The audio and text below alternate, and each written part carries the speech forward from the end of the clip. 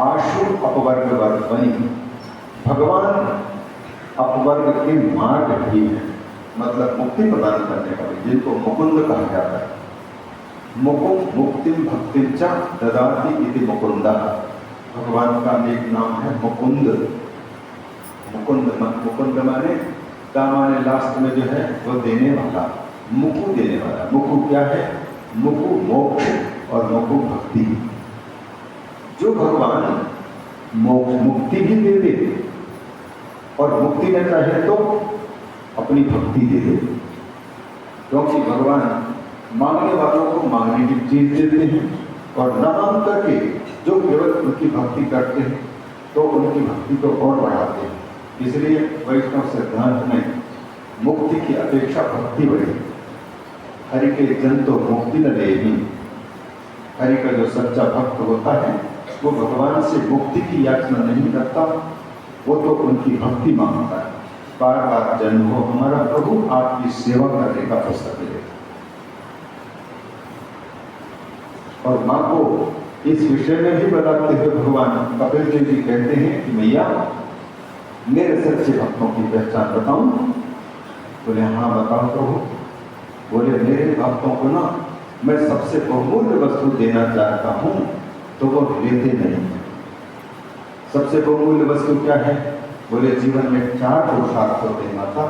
व्यक्ति जिनकी कामना करता है, एक तो अर्थ है, पैसा चाहिए, और दूसरा है पैसे से फिर हम मनचाहे वस्तुएं खरीद लेते हैं भोग के लिए, उसको काम बोला जाता है।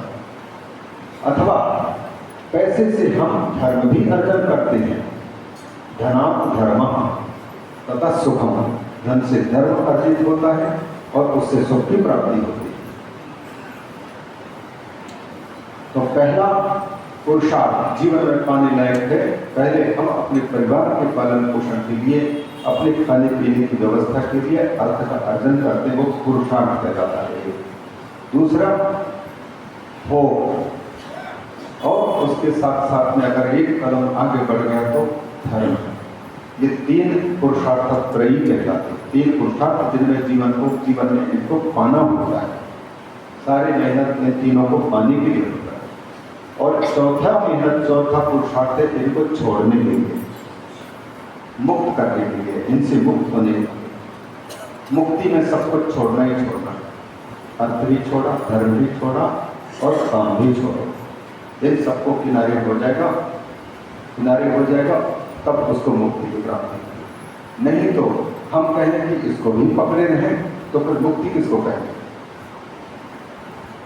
एक बंदर एक छोटे से मिट्टी के घड़े में या एल्युमिनियम के बर्तन में उसके मुख में हाथ डाला, क्योंकि उसके अंदर चना उनको पाने के लिए, और हाथ मात्र अंदर गया, फिर मुट्ठी बांधा और मुट्ठी बांध करके बाहर हाथ निकालना चाहा तो हाथ नहीं निकल रहा था। उसको लगा कि ये पकड़ लिया मेरे को, और चिल्लाने लगे, फेंके करके चिल्लाने लग गया, बात कर। और वो मुट्ठी से में चना पड़े हुए हैं, तो फिर मुट्ठी जकड़ी हुई, अब वो फट गया। तो पकड़ रखा है, जब तक पकड़ रखा है तब तक बाहर निकल नहीं पाएगा। उसी प्रकार से धर्म, अर्थ और काम को जब तक पकड़े हुए तब तक के लिए मुक्ति कहेगी अभी देरी है, अभी देरी है, अभी देरी है।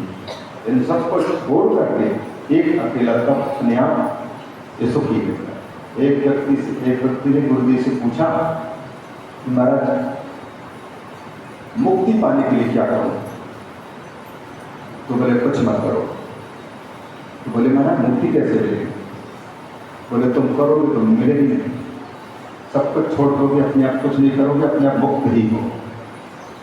इस प्रकार से तो मोक्ष सबसे बड़ा पुरुषार्थ है। इसीलिए सारे दर्शन विचार करते कर जीव का, जगत का, जगदीश का, माया का चिंतन करते हुए सबके अंत में मुक्ति की यात्रा करते, मुक्ति को मांगते।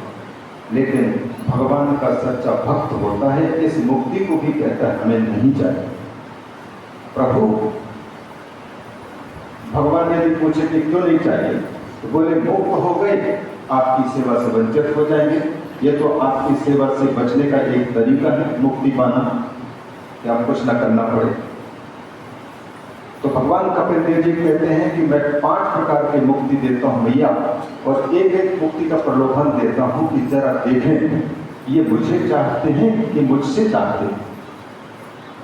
तो जो कच्चा भक्त होगा वो तो कुछ ना कुछ मांग लेगा, भगवान से मांगेगा, और जो पक्का भक्त होगा वो भगवान से नहीं मांगेगा, भगवान को ही मांग लेगा।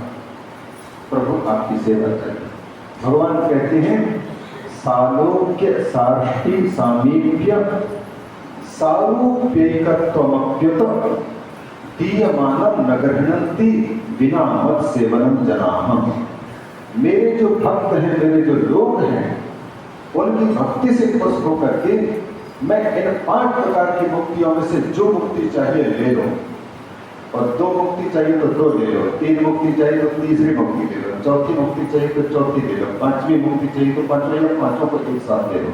जब मैं उनसे कहता हूं तो मेरे सच्चा जो भक्त होता है वो कहता है कि प्रभु हमको मुक्ति नहीं चाहिए। सालोक की मुक्ति का मतलब है भगवान जिस लोक में रहते हैं उसी लोक में रहने को मिलना। जैसे ठाकुर यहाँ गोलोक निवासी भगवान गोलोक धाम में निवास कर रहे हैं, गोपियों से घिरे मुख्य धाम जिसको श्वेतद्वीप नंदीय भागवतकार है, उस जगह में रहते हैं। तो उनके सुख को देख करके, आनंद को देख करके किसी भक्त को इच्छा होती है कि भगवान जिस लोक में रहते हैं मैं भी उसी लोक में रहूं, वहां आनंद मिलेगा। तो सालोक की मुक्ति माने समान लोक में रहना पहले।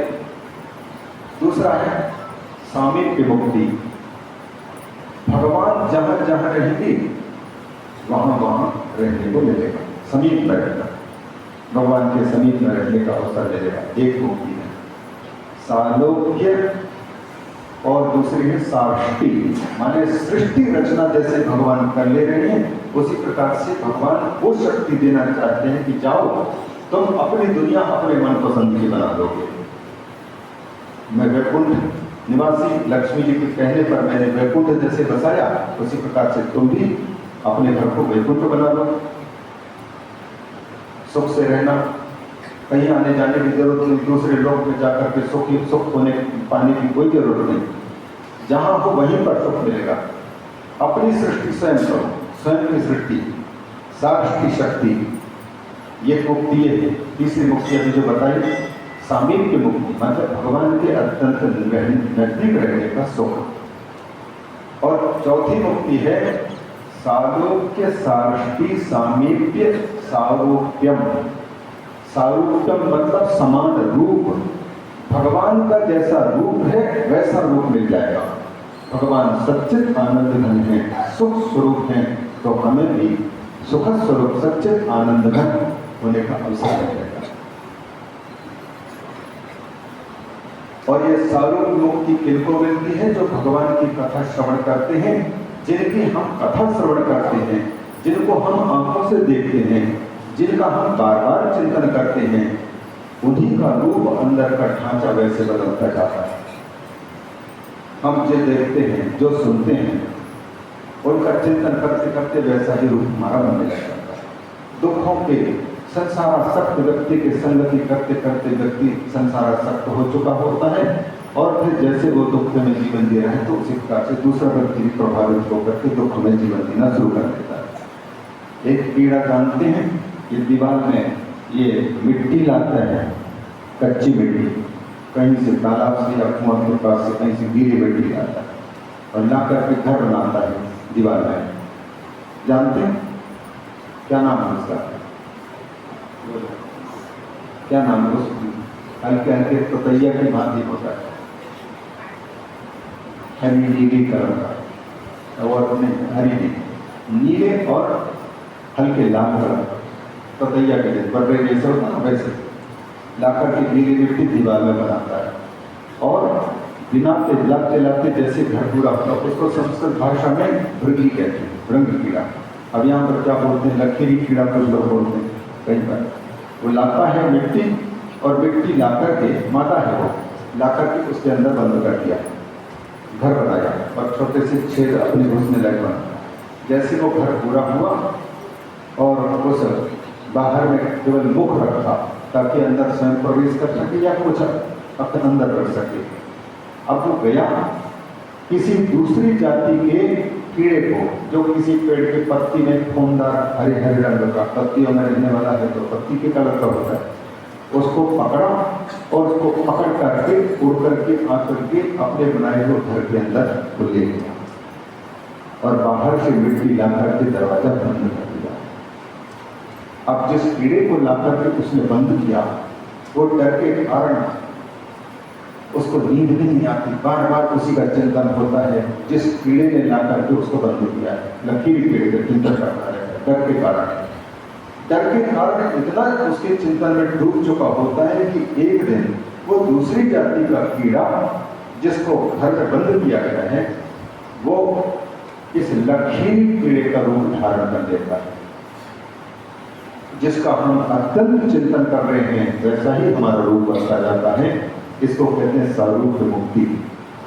मतलब जिसको देखा, जिसको सुना, जिसकी चर्चा की, तो उसका रूप हमारे चित्त के अंदर में बसते बसते एक दिन उसके जैसा ही हमारा रूप हो चुका होता है।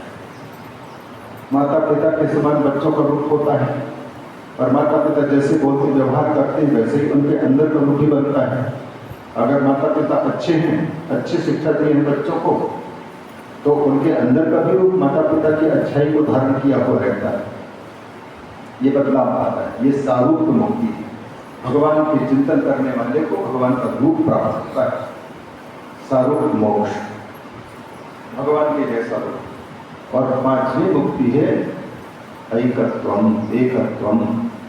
भगवान ने अपने आप को मिला देना। जैसे शिशुपाल के शरीर से, दंतवक्र के शरीर से दिव्य ज्योति निकली और ठाकुर के शरीर में जाकर के विलय हो गया, उससे अलग होगा। ये 5 प्रकार की मुक्तियां, और 5 प्रकार की मुक्तियों में हर एक कोई भी एक मुक्ति अगर मिल जाए तो परमानंद है, आनंद है, आनंद। तो इन मुक्तियों का प्रलोभन भगवान देते हैं, लेकिन भगवान की भक्ति की परीक्षा में सच्चा भक्त पास होता है, नकली भक्त मारा जाता है। वो कुछ ना कुछ मांग लेगा। हरि के जन तो मुक्ति न ले। इसीलिए गोस्वामी तुलसीदास जी ने रामचरितमानस में सच्चे भक्त की पहचान बताते हुए कहा, धर्म अर्थ काम मोक्ष। मेरा भक्त, भगवान का भक्त क्या कहता है, मुझे इस चारों में चारों चाहिए। अर्थ न धर्म न काम रुचि, गति न चाहूं निर्वाण, जन्म जन्म रति राम पद, यह वरदान न आन। अर्थ न धर्म न काम रुचि, गति न चाहूं निर्वाण। चारों चीजों को किनारे कर दिया। अर्थ नहीं चाहिए, धर्म नहीं चाहिए, काम माने भोग की सामग्री भी नहीं चाहिए, यहाँ तक कि मुक्ति भी नहीं चाहिए। तो फिर क्या चाहिए? भक्त कहता है, प्रभु जन्म जन्म रति राम पद। हर जन्म में आपके चरणों की सेवा करने का अवसर मिल जाए, भक्ति मिल जाए।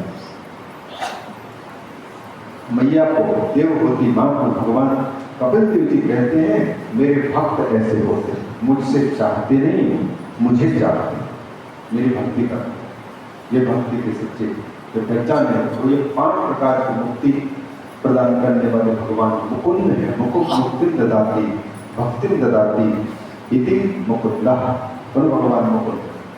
गोलोक धाम, गोलोक धाम के बारे में परिचय और गोलोक धाम में रहने वाले भगवान पुरुषोत्तम का जब परिचय होगा मलमास को, तभी तो उसकी श्रद्धा उत्पन्न होगी कि जरा देखें कैसे हैं भगवान, ऐसे विशेषता वाले हैं कि नहीं।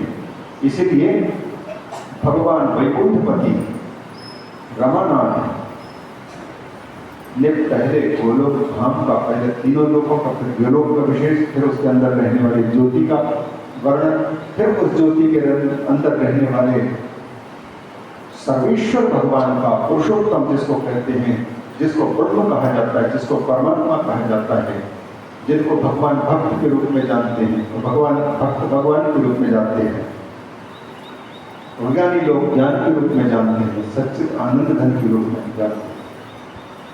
वदन्ति तत्तत्त्वविदस्तत्त्वं यज्ञानमद्वयम् प्रकृति परमात्मेति भगवान इति शब्दते।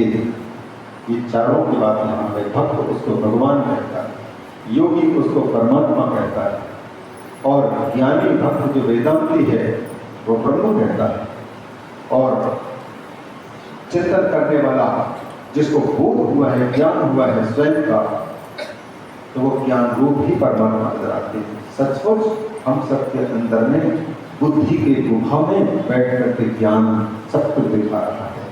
ये जो कुछ दिख रहा है, जिस समय दिख रहा है, इन इंद्रियों के माध्यम से दिख रहा है, तो इन इंद्रियों के पीछे बैठ करके जो फोकस मार रहा है, पिक्चर में पीछे से जैसे फोकस मारते हैं और वो चित्र दिखाई देता है, तो जो कुछ दिख रहा है उस समय पर ठाकुर का दर्शन करने वाले को पता लगता है कि ये कौन दिखा रहा है, किधर से दिख रहा है।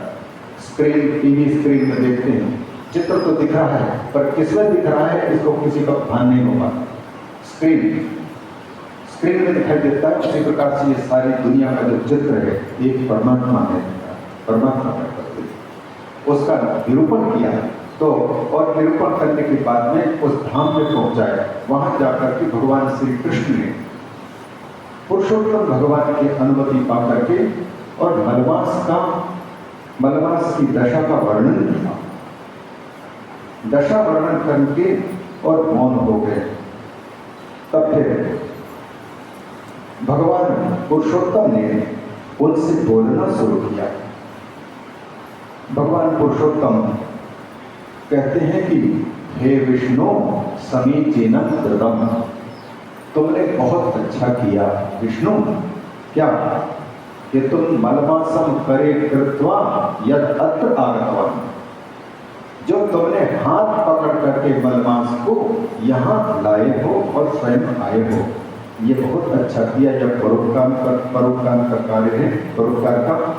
इससे क्या होगा? लोके कीर्तिम अवाप्स्यसि, दुनिया में जो मेहनत करता, परिश्रम करता है, किसी का हित करता है, उसको कीर्ति मिलती है, यश मिलता है, नाम रोशन होता है।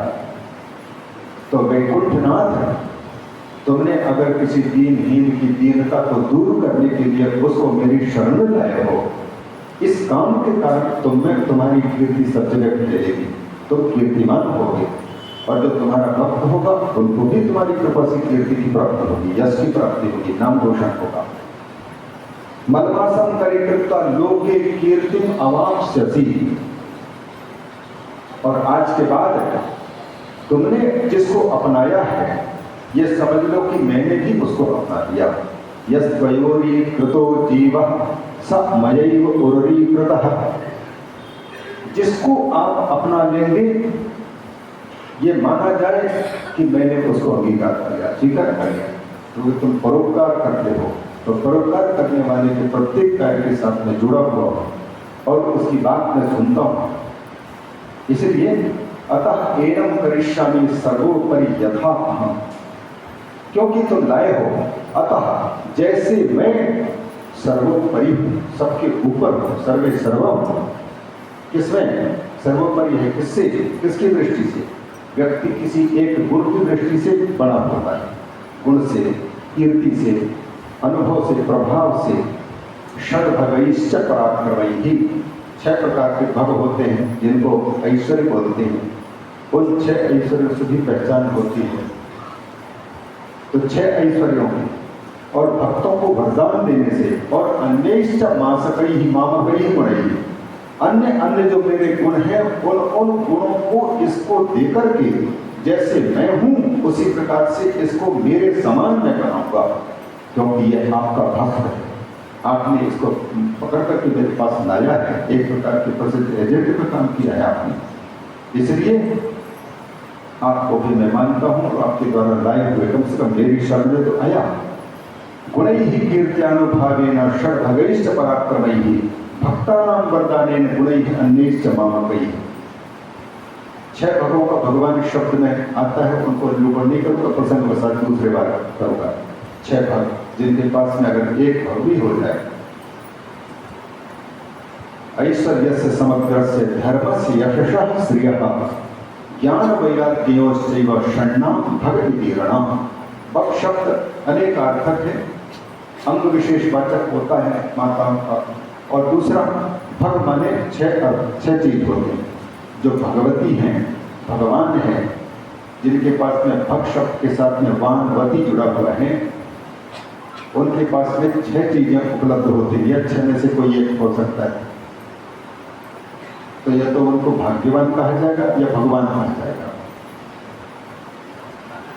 समग्र ऐश्वर्य का मालिक, समग्र ऐश्वर्य का मालिक मतलब जैसे आप अपने घर में माता पिता के रूप में रह रहे हैं, बड़े हैं, तो आपने जिन बच्चों को जन्म दिया है, उनका पालन पोषण किया है, तो आप सब पर अपना कंट्रोल रखते हुए उन सबको नियंत्रण में रखते हैं, और वो आपकी बात मान करके सारे काम करते हैं, जैसे भी रहने वो रहते हैं। तो आपका शासन आपके परिवार में आपके पुत्रों पर चलता है, बहू बेटी जो भी हो, दामाद आदि उन पर, वो लोग सब आपको मानते हैं।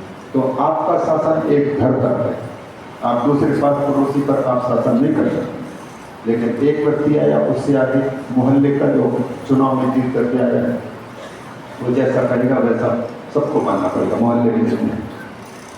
उसी प्रकार से गांव का सरपंच अगर बोल रहा है, ग्राम का सचिव बोल रहा है, तो फिर वो भी अच्छे काम करने में लगा हुआ है, क्योंकि चुनाव जीत करके आया है, तो उसकी बात भी आपको सुननी पड़ती है। उसका शासन एक गांव में है। एक व्यक्ति है थाने में जिसका दबदबा है, एक व्यक्ति है पूरे जिले का मालिक है, और एक है कमिश्नर पूरे संभाग का मालिक है, और एक प्रदेश का मालिक है, प्रदेश पर वो शासन कर रहा है, और एक देश में शासन कर रहा है। वो उसके द्वारा वो जो दायरा है और बड़ा हो गया है। पर एक देश का मालिक केवल अपने देश की प्रजा पर ही शासन कर सकता है, दूसरे देश की प्रजा पर, जनता पर शासन करने का उसको भी अधिकार नहीं है। ये बात अलग है कि उसकी अच्छाइयों को देख करके दूसरे देश के लोग भी उसके प्रति श्रद्धा रखना शुरू करते हैं, उनके साथ अच्छा व्यवहार करना शुरू करते हैं। तो उसका शासन, उसकी अच्छाई के कारण सब लोग उसका अनुसरण करने को तैयार होते हैं। लेकिन पूरे विश्व का शासन करने का सामर्थ्य किसी भी भूपति में, किसी भी राजा में नहीं। ये शासन किसके हाथ में है? जिसने इस पृथ्वी को बनाया, जिसने इन समस्त राष्ट्रों के जीवों को बनाया, जिसने पूरे सूरज चांद बनाए, वो सबको नियमन करता है, सब पर शासन है। वो है परमेश्वर, और बाकी है ईश्वर, वो परम ईश्वर है। हम लोग ईश्वर हो जाएंगे देश तक, व्यक्ति तक, लेकिन हम क्या कुत्ते को ये सिखा पाएंगे भी कि तुम ऐसे बैठना, ऐसे उठना, ऐसे चलना, या उनको कोई सिखा पाएंगे? भूखना हमने सिखाया है क्या? उसको वही कंट्रोल करना है कि किस समय पर भूखना है, कैसे भूखना है, उसके प्रति उसको कर्तव्य का बोध करा देना। कुत्ता, बिल्ली, पेड़ पौधे सबको, सब पर शासन कर रहा है। इसलिए इसको कहते हैं ईश्वर पना, इसको कहते हैं ऐश्वर्य।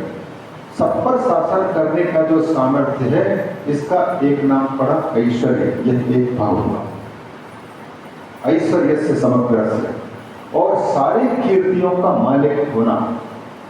क्रिकेट के क्षेत्र में भी नाम रोशन हो गया, गायन के क्षेत्र में भी नाम रोशन हो, और नृत्य के क्षेत्र में भी, वादन के क्षेत्र में भी, समाज सेवा के क्षेत्र में भी। क्या सभी क्षेत्रों में कोई व्यक्ति ऐसा है जो सब में नाम रोशन कर रहा है अपना? कोई एक क्षेत्र में वो नाम कमाता है, उसकी कीर्ति होती है। लेकिन परमात्मा ऐसे हैं, समस्त कीर्तियों के मालिक हैं। इसलिए जो कीर्ति चाहते हैं या कीर्ति प्राप्त करते हैं, वो भगवान की कृपा से कीर्ति प्राप्त करते हैं।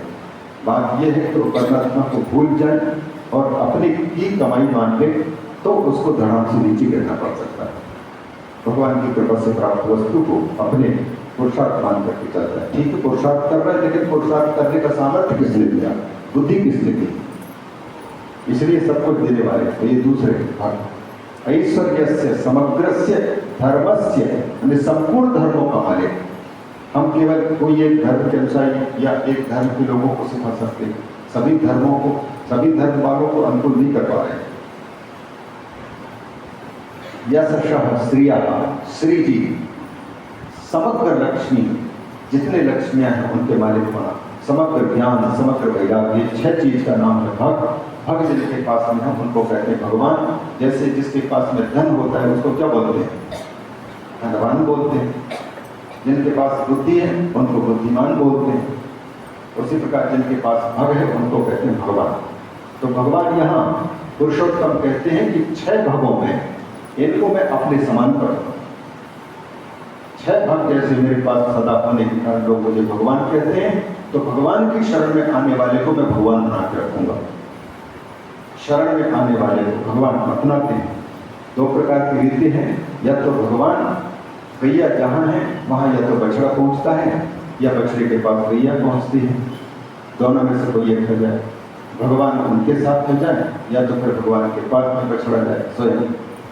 ये सामर्थ्य मैं इसको प्रदान करूंगा, ये भगवान ने कहा। और अहम एतैर् यथा लोके प्रथिता पुरुषोत्तमा, जैसे इस पूरे लोकों में, अनंत कोटि ब्रह्मांडों में, 14 लोकों में, अतल, वितल, सुतल, तलातल, महातल, पाताल, रसातल, नीचे के लिए 7 लोक और फिर पृथ्वी मध्य में, और पृथ्वी से ऊपर 6 लोक, ये भूलोक, फिर भुवनलोक, फिर स्वर्गलोक, फिर महालोक, फिर जनलोक, फिर तपोलोक, फिर सत्यलोक ब्रह्मा जी का।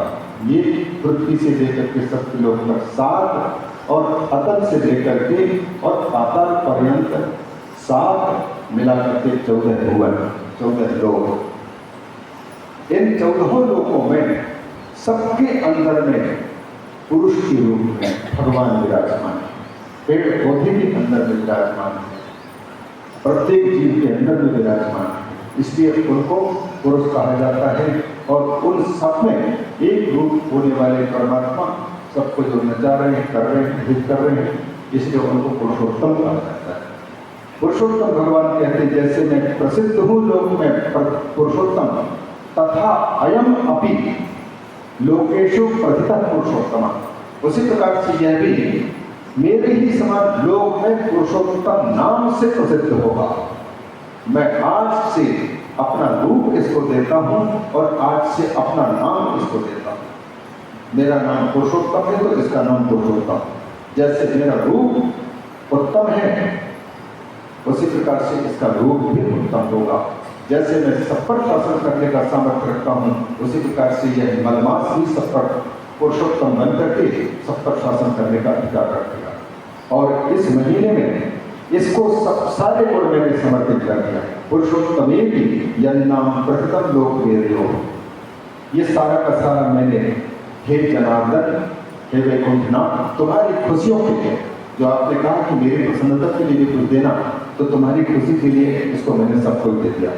दुनिया के लोग देखें तो वैकुंठनाथ रमापति ने जिसको भगवान से पुरुषोत्तम से मिलाया उसकी भी कीर्ति बढ़े, और जो शरण में आया है उसकी भी कीर्ति बढ़े, उसको भी कुछ सामर्थ्य प्राप्त हो। अहम एवं अस्य संजाता, जिसकी शिकायत है ना कि इसकी कोई स्वामी नहीं है, ये अनाथ है और अनाथ बन करके आया है, तो मैं इसका नाथ हूँ जिसका कोई नाथ नहीं। और अनाथ होकर के अगर भगवान की शरण में चला जाए, जगन्नाथ की शरण में चला जाए, विश्वनाथ की शरण में चला जाए, तो विश्वनाथ कहते हैं जाने सारे विश्व का मैं नाथ हूँ, तो तुम्हारा भी मैं नाथ हूँ। अनाथ को नाथ की प्राप्ति होती है। जो अनाथ होते हुए भी अपने आप को अनाथ के रूप में अनुभव नहीं कर रहा, तो ऐसे भगवान की शरण ग्रहण भी नहीं कर सकता। जब सारे हाथ पांव पटक कर देख लिया, कहीं सफलता न मिली, हार गया, तब हारे को हरि नाम। हार करके जब भगवान की शरण में आता और भगवान यही देखना चाहते कि जब तक ये झुकेगा नहीं तब तक मैं अपनाऊंगा, अकड़ के साथ चलेगा तब तक जो है अपने अकड़ करने दो, अपने मन से चलने दो। तो भगवान ये कहते हैं सारे गुणों से मैंने इसको समर्पित कर दिया, अपने गुण। और अहम एव अस्य संजाता स्वामी च मधुसूदन, हे मधु नाम के दैत्य का समापन करने वाले विष्णु, मैं इनका आज से स्वामी स्वयं हो गया। एतन् नामना जगत सर्वम पवित्रम च भविष्यति, और इस नाम से अभी तो ये तो मल मल कहलाता था, मन को कोई छूना नहीं चाहता, कोई देखना नहीं चाहता, वैसे इसकी स्थिति थी। अब ये इतना पवित्र हो गया कि ये पवित्र हो गया, मेरे समान ही जगत पवित्रम सर्वम पवित्रम भविष्यति। मेरे समान ये महीना होगा, अधिक समस्त महीनों का ये मालिक कहलाएगा। जगत पूज्यो जगत वंद्यो मासोयम तो भविष्यति पूजकानां च सर्वेषां दारिद्र्य दुख दारिद्र्य खंडनः। सारे भक्तों को उनके जीवन में यदि कोई दरिद्रता है, कोई गरीबी है, कोई मुसीबत है, तो उन मुसीबतों को दूर करने का सामर्थ्य इसको देगा, दुखों को दूर करने का, उनको दूर करने का सामर्थ्य देगा। सारे महीने तो सकाम होंगे, लेकिन इसको मैं निष्काम कर रहा हूं। निष्कामो यम मया कृता, मोक्ष देने वाला सारे लोगों को मत्तुल्यो यम मया कृता, मेरे जैसे मैंने इसको बना दिया है।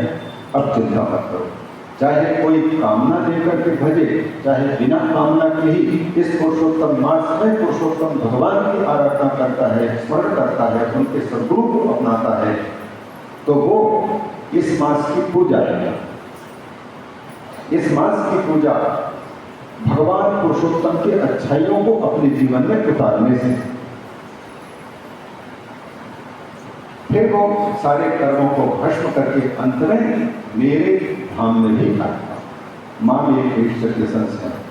और जिस लोक को पाने के लिए ब्रह्मचारी लोग आजीवन नैष्ठिक ब्रह्मचर्य का पालन करते हैं, यति लोग सन्यासी लोग सब कुछ छोड़ करके वन में जाते हैं, गृहस्थ लोग गृहस्थ धर्म का पालन करते हैं, वानप्रस्थ लोग घर छोड़ करके पति पत्नी वन की ओर प्रस्थान करते हैं, ये चारों के चारों आश्रमधारी ब्रह्मचारी ब्रह्मचारी का पालन करता है और ब्रह्म माने वेदों का शास्त्रों का अध्ययन करता है। किस लिए? कि वो उस परम धाम तक पहुंच सके, वहां तक पहुंचने के रास्ते। गृहस्थ भी अगर गृहस्थ धर्म का पालन कर रहा है तो उस परम सुख तक पहुंचने के लिए, वानप्रस्थ भी वन की ओर प्रस्थान कर रहा है सब कुछ छोड़ करके, तो उसका एक लक्ष्य है परम स्वरूप परमात्मा को हम प्राप्त करें। सन्यासी भी सब कुछ छोड़ करके अकेले विचरण कर रहा है, तो उसके सब कुछ छोड़ने का उद्देश्य है कि हमको परम स्वरूप परमात्मा की प्राप्ति हो जाए, स्वयं की पहचान हो जाए। तो जिस को पाने के लिए बड़े बड़े योगी लोग, यति लोग, सन्यासी लोग, गृहस्थ लोग यत्न करते रहते हैं, लेकिन भाग्य से कोई मुश्किल से यहाँ आ पाता है, वो लोग इसको मिल जाएगा। पत्र आदि खाने पीने वाले, इस प्रकार से इसे बहुत बहुत महत्व बताया। इस महीने में किए हुए सत्कर्म का फल और दुष्कर्म का फल, जैसे कहते हैं खेत जोतने वाला व्यक्ति पहले तो गर्मी के दिनों में जोत करके बराबर मिट्टी को करता है, खरपतवार वगैरह कचरे को बाहर निकालता है और प्रतीक्षा करता है आषाढ़ के महीने में बरसात से मिट्टी गीली हो और फिर अनुकूल हवा चले, अनुकूल सूर्य हो माने प्रकाश हो और मिट्टी उर्वरा शक्ति से संपन्न हो, तो किसान को पता है कि किस समय बीज बोना चाहिए, और बीज जब होता है तो अच्छा फसल निकलता है। कई गुना निकलता है। सीता निक्षिप्त बीजानी वर्धन्ति कोटिशो यथा, जैसे साफ सफाई किए हुए खेत पर हल चला करके और किसान जब बीज बोता है तो उर्वरा शक्ति से संपन्न उपजाऊ भूमि पर बोया हुआ बीज, एक बीज होता है, एक बीज हजारों बीजों को जन्म देता है। एक पौधा उत्पन्न हुआ चने का, जो भी बीज बोते कई गुना रिटर्न होता है। एक आम के बीज लगा, पेड़ लगाया तो न जाने कितने करोड़ फल कर हर साल देता है, फिर कितने लोगों को खाने पीने को मिलता है, पुण्य की प्राप्ति होती है। जो दूसरों को सुखी किया पेड़ पौधे लगा करके, किसने हरे भरे करके ऑक्सीजन को बढ़ाने में अपनी भूमिका निभाई, छाया दिलाने में उन्होंने अपनी भूमिका निभाई, वनस्पति दे करके औषधि आदि देने की भूमिका निभाई, तो ऐसे वृक्ष लगाने वाले को पुण्य की प्राप्ति होती है कई गुना। एक पेड़ लगाओ तो न जाने कितने अनंत पुण्य। उसी प्रकार से इस महीने में जो व्यक्ति गलत काम करेगा, उस व्यक्ति के गलत कर्म का फल भी आम के पेड़ लगाने की भांति अनंत कोटि फल जैसे मिलते हैं, वैसे गलत कर्म का भी अनंत गुना मिलेगा। और अगर सत्कर्म करता है तो उसका भी अनंत गुना फल होता है। ये इनका तथा कोटि गुणम पुण्यम कृतम मे पुरुषोत्तम। चातुर्मास आदि चौमासी में व्रत उपवास आदि करते हैं लोग एक जगह बैठ कर, उसका भी फल होता है, लेकिन फल होता है क्षीण होने वाला, मतलब सीमित फल मिलेगा। लेकिन इस महीने में किए हुए सत्कर्म का फल अनंत होता है, असीमित होता है। ये बताया जो विधिवत इसका सेवन करेंगे वो अपने कुल का तो उद्धार करेंगे, स्वयं का उद्धार करेंगे और अंत में मुक्ति की वो स्वयं तक प्राप्ति होगी। यदगत्वा न निवर्तन्ते तद्धाम परमं मम, जो मेरा परम धाम है उस धाम की प्राप्ति इस महीने में, पुरुषोत्तम मास के महीने में जो सत्कर्म करता है, दान पुण्य आदि करता है, किसी की सेवा करता है, किसी बुद्धिमान छात्र है लेकिन धन से हीन होने के कारण पढ़ाई लिखाई करने में उसकी मजबूरी आगे नहीं कर पा रहा है, तो उसको पढ़ा लिखा करके उसको शिक्षित बना करके उसकी जिंदगी संवार देता है उस व्यक्ति को। और जो गरीब है और चिकित्सा नहीं कर पा रहा है, उसके रोग को दूर करने के लिए पैसों की आवश्यकता है, तो उसको अगर स्वस्थ कर दिया तो उस व्यक्ति को कोई बीमारी नहीं पाएगी, क्योंकि आपने दूसरों को स्वस्थ जीवन दिया है, तो परमात्मा उसके बदले में स्वस्थ जीवन दे, शरीर में कोई बीमारी नहीं होगी। हम लोगों के शरीर में प्योर शरीर किसी न किसी की बीमारी है, और अगर हर व्यक्ति बीमार व्यक्ति को हम ठीक करने की कोशिश कर रहे हैं, उसकी मदद करके, तो हमें भी भगवान उसके बदले में स्वस्थ रहने का जीवन चाहिए। हम केवल कह देते सर्वे भवन्तु सुखिनः सर्वे सन्तु निरामयाः, तो मुख से कह देते ठीक है, अभी बात है कि सभी निरोग हों, पर किसी व्यक्ति को, रोग वाले व्यक्ति को उससे रोग से मुक्त कर दिया, तो आपने भगवान की सच्ची पूजा कर ली, भगवान के तीर्थ यात्रा कर ली, सारे पूजा का फल लेते हैं, ठाकुर की पूजा को। ये इतना बड़ा फल है, ये स्वयं का मेरे को प्राप्त करके जैसे जन्म मृत्यु सुवंचित हो जाता है व्यक्ति, उसी प्रकार से मेरे धाम को प्राप्त करके इस महीने का जो भक्त होगा वो मेरा ही भक्त होगा। मेरे साक्षात भक्तों की जो पीड़ा है उसको मैं भले देर से सुनूं, लेकिन मेरे भक्त की पीड़ा मैं पहले सुनूंगा। मलमास मेरा भक्त है, इस मलमास का, इस पुरुषोत्तम मास का जो भक्त होगा वो मेरे भक्त से भी बढ़कर है, इसलिए उसकी सुनवाई पहले ये भगवान ने उसको किया। अधिगम ऐसे कहते कहते और भगवान को जरा इसको पूरा कर देता हूँ, हो गया पूरा था तो महीने पूरा महात्म दिया हुआ इसके अंदर, जिसमें मूल प्रश्न क्या था, शुरुआत में नारद जी ने नारायण को जो निवेदन किया था वो, और अर्जुन ने भगवान श्री कृष्ण के सामने निवेदन किया था, वो समस्या क्या थी कि दुख आता क्यों है। सब कुछ मिला है, राजपुत्र हैं फिर भी दुख भोग रहे हैं, घर है, मकान है, परिवार है, बेटे बेटियां हैं, बहू दामाद सब कुछ है, पैसे की कोई कमी नहीं, कार बंगले हैं, फिर भी शांति नहीं, फिर भी सुख नहीं, दुख की अनुभूति हो रही। तो ये कारण क्या है और इस दुख को दूर करने का उपाय क्या है, ये प्रश्न था मूल। तो उस प्रश्न का उत्तर देते हुए ये भगवान पुरुषोत्तम यहाँ कहते हैं कि मेरे भक्तों के, मेरे भक्त महीने का जो भक्त होगा वो मेरा भक्त है, उसकी पहली सुनवाई होगी। मदीय मास भक्ता ये छे ममाधीक बल्ला था, मेरे इस पुरुषोत्तम मास का जो भक्त होगा वो मुझे सबसे अधिक प्रिय होगा। और जो इस महीने को अनदेखी कर देगा, भगवान की आराधना भजन पूजन अथवा किसी का हित उपकार नहीं किया, वाणी से तकलीफ किया, कर्म से गलत किया, तो फिर उसके लिए कहते हैं यदि तस्मिन् महामूढ़ा जप दान विवर्जिता। इस महीने में जो व्यक्ति जप नहीं कर पाया, दान आदि किसी को कुछ सामग्री देकर के किसी का हित नहीं कर पाया, सत्कर्म नहीं कर पाया, अच्छे पावन जल में स्नान नहीं कर पाया, देव तीर्थ और ये जो द्विज हैं उनसे द्वेष करता रह गया, तीर्थों से द्वेष करता रह गया, देवताओं से जलन करता रह गया, तो ऐसे लोग कहते हैं, भगवान विष्णु कहते हैं, ऐसे लोग जायन्ते दुर्भागा। ऐसे लोगों का जो जन्म होगा तो यह भाग्य से रहे दुर्भाग्य, बुरे भाग्य वाले होंगे, दुष्टा दूषित चित्त वाले होंगे, पर भाग्यों जी बिना, पहले पूछा था कि दूसरे के भाग्य के सहारे जीने वाले हो गए, मजबूरी है, दूसरे की कमाई पर जिंदगी चल रही, उन पर टिका हुआ है। तो ऐसे लोग ये होते हैं जो इस पुरुषोत्तम मास की अनदेखी कर चुके होते हैं। तो उनको ये बताती न कदाचित सुखम तेषाम स्वप्ने की शसश्रृंगवत। आप लोगों में से बताओ, खरगोश के सींग कितने लोगों ने देखा है? खरगोश के सींग, दो आंख वाले बताएं, एक आंख वाले से नहीं पूछूंगा। खरगोश के सींग किसी ने देखा? अच्छा, आपको कभी किसी बांस का बेटा आकर के कुछ दिया है? बांस का बेटा, बांस का बेटा होते नहीं होते, अगर तो बांस क्यों कहलाए?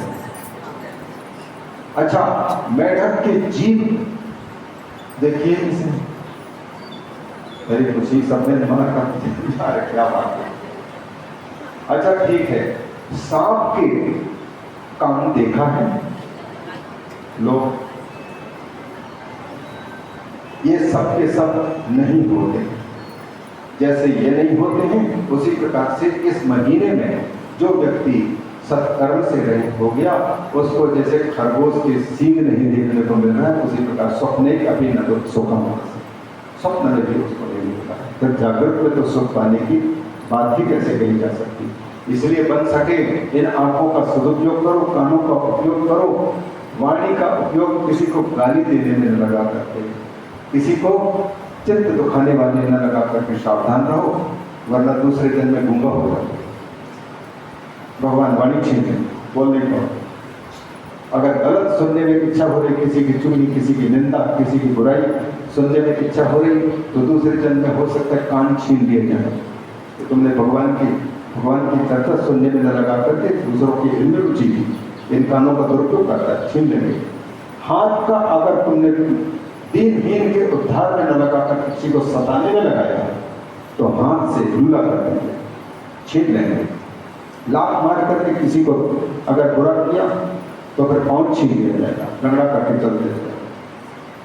जो चीज भगवान ने दी है उस चीज का जो दुरुपयोग करता है, उसी चीज से हमको वंचित रहना पड़ता है।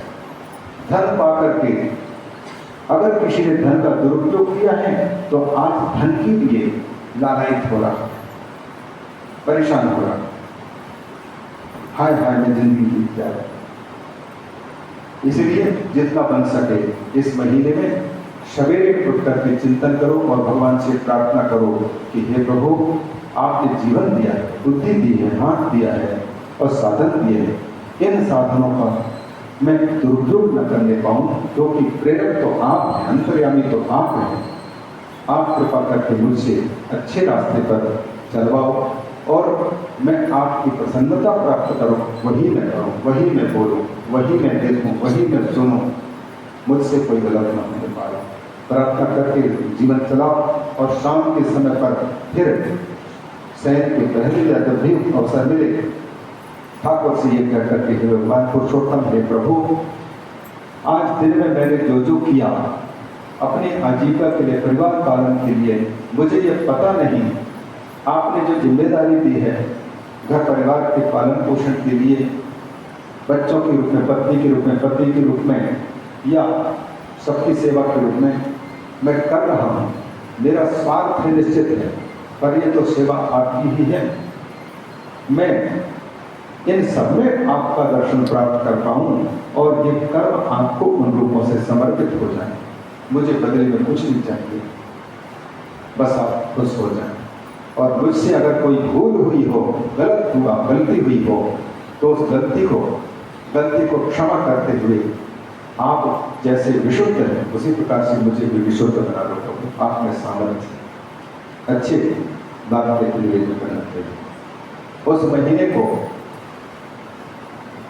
बता करके और भगवान वैकुंठनाथ को पुरुषोत्तम ने कहा कि जाओ, इसको ले जाओ, तुम अपने धाम में रखना इसको। तो हाथ पकड़ करके फिर वहीं से अधिमास को लेकर के और भगवान के वैकुंठनाथ रमापति के पास में आ गए। उन भगवान के चरणों में आकर के परम सुख को प्राप्त करने लगते।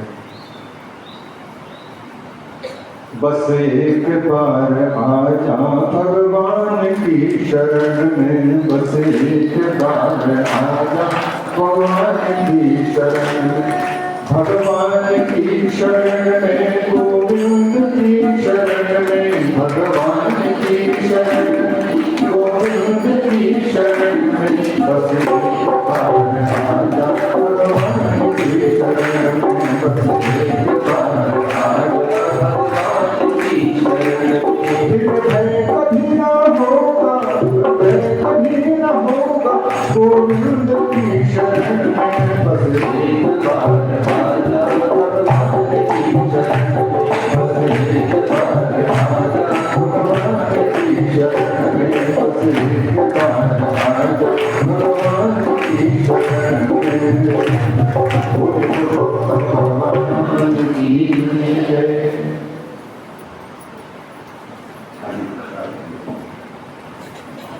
हरिओम। आज की आरती प्रसाद योगेश त्रिभुवन सूर्यवंशी परिवार की ओर से है। आज की आरती राजेंद्र सिंह मौर्य परिवार की ओर से है। पुनः सूचना श्रवण करें। आज की आरती प्रसाद योगेश त्रिभुवन दास सूर्यवंशी परिवार की ओर से है और आज की आरती दूसरे यजमान राजेंद्र सिंह मौर्य परिवार की ओर से है। पुरुषोत्तम भगवान की जय। पूज्य गुरु सुचंद्र भगवान की परम तपस्वी बाबा मोहनदास जी महाराज जी को मैं निवेदन करूंगा कि जनता के बीच में संबोधन करने के लिए मंच पर आए।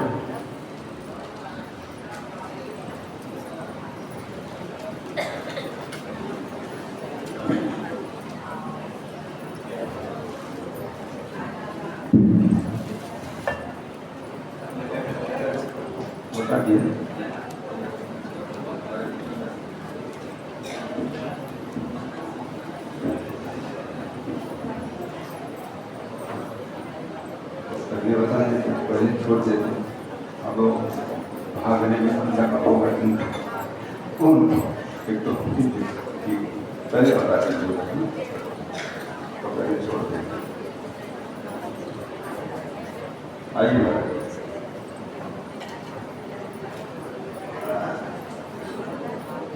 हमारे पूज्य बाबा मोहनदास जी महाराज जैसा नाम है यथा नाम तथा गुण, सबके दिल को मोह लेते हैं।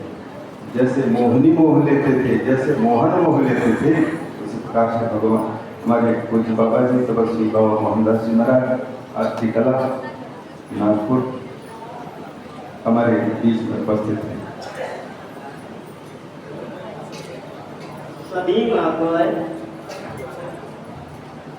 और सभी बहनों और सभी भाइयों से निवेदन ये है कि जो भी मैं इस मंच के ऊपर महापुरुषों के माध्यम से यहाँ पे आया हूँ,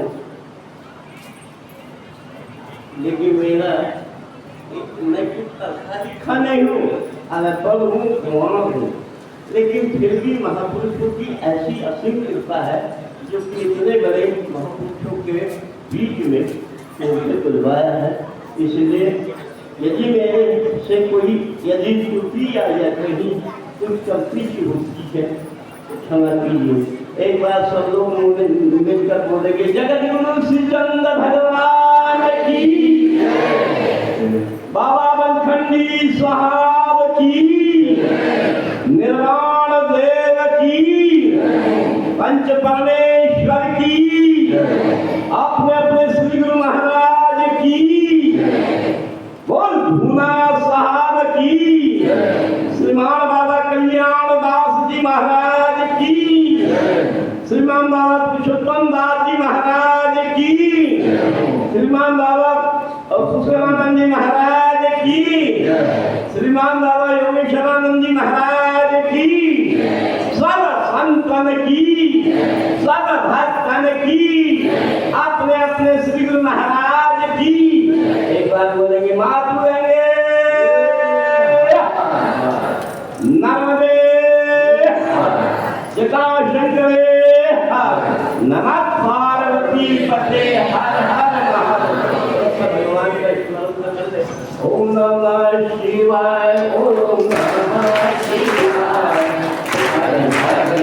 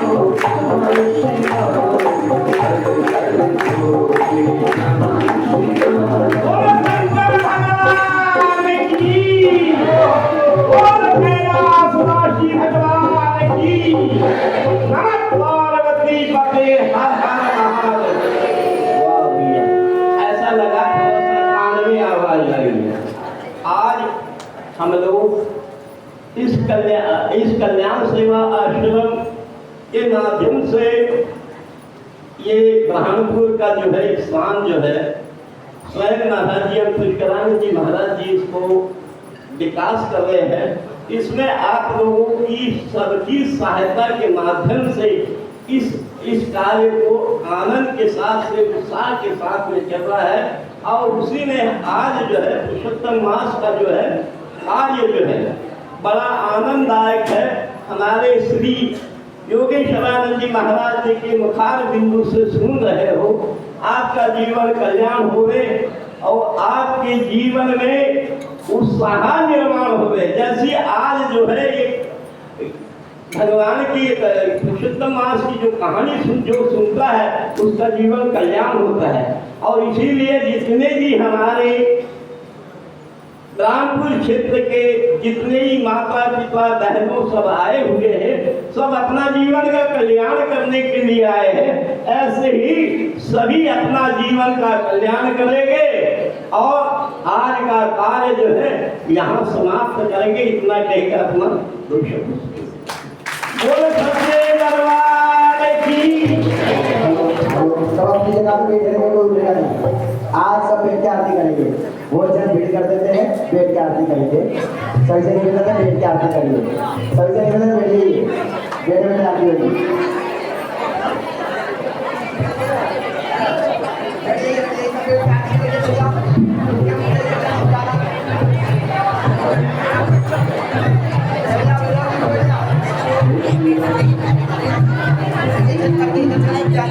बैठिए, आपको देखेंगे ना, इधर जाना, कर जाना।